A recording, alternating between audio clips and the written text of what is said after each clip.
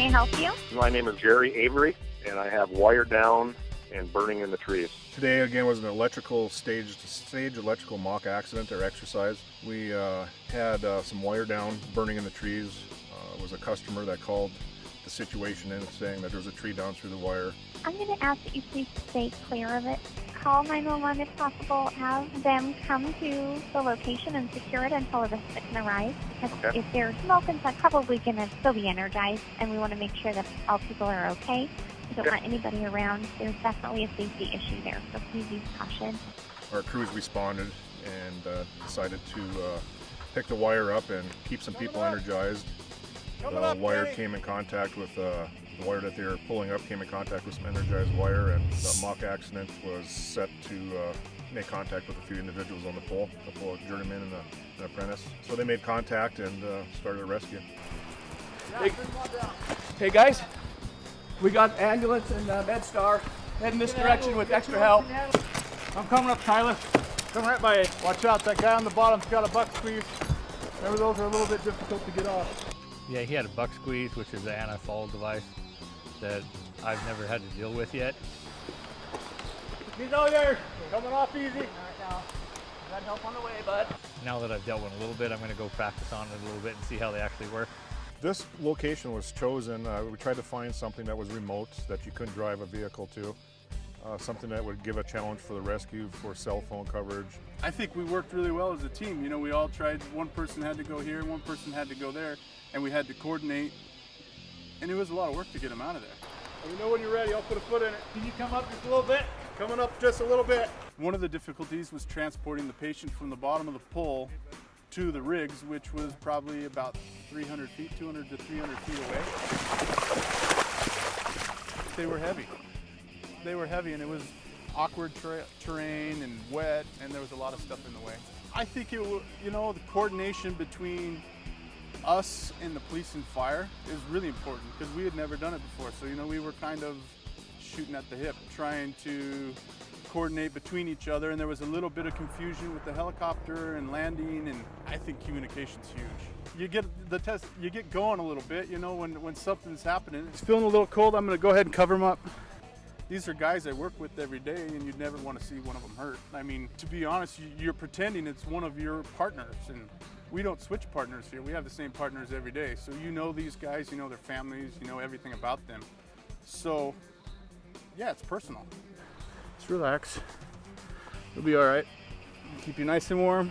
I think it's really important that we have somebody communicate right away that we need help coming, especially here where we're so remote. Yeah, you just kind of go on autopilot. You remember, you know, what to double check you're not, to make sure it's under both arms and not under only one. And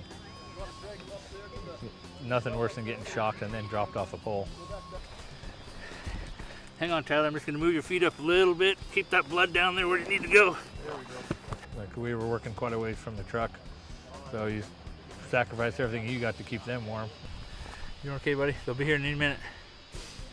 Like, when we were told that help was gonna be coming right away, and then suddenly they weren't coming right away, and we had to change our game plan. And so just remember to keep an open mind and be thinking in the back of your head of other options you can do.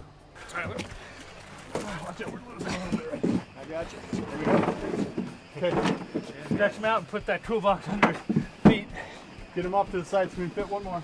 The adrenaline really never went away because it feels like it's real.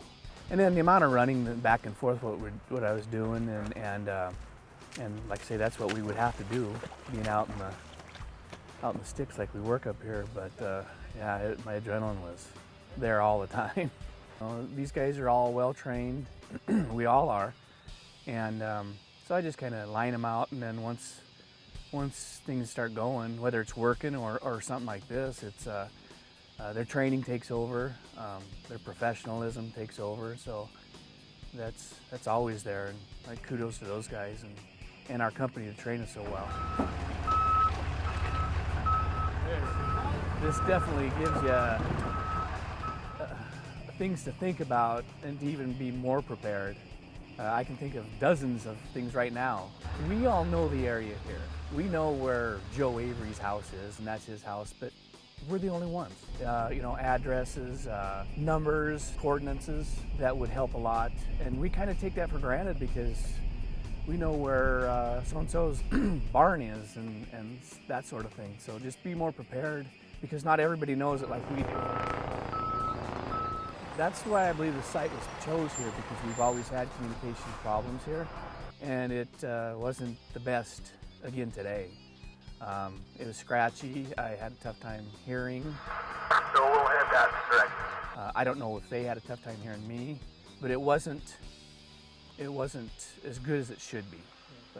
And that's something that we fight through. Had an electrical contact burn. He's been unresponsive. We do have a pulse and he is breathing. Okay. There again, I think we take for granted that we just work every day and assume nothing's going to happen, and it sure can.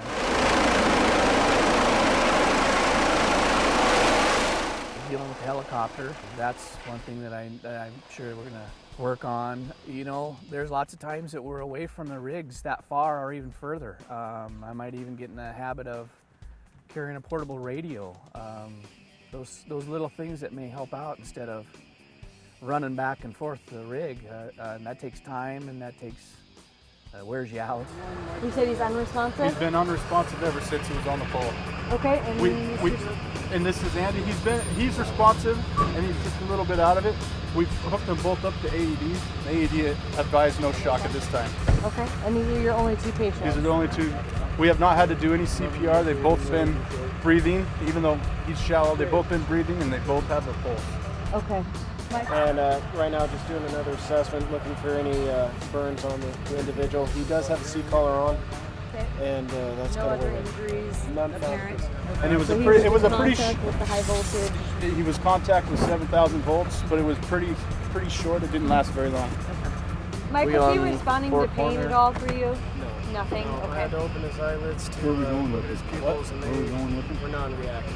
Where are we going with him? I think you're going to the bird. We are. We're going to go ahead and 4-point carry him. No, we'll just go ahead and 4-point backboard carry him if you guys okay with that. I'm going to let his head down. I can help you over here on the feet when you come off. All right, ready? So we got 2 at the head, and then we're going to get 2 at the feet.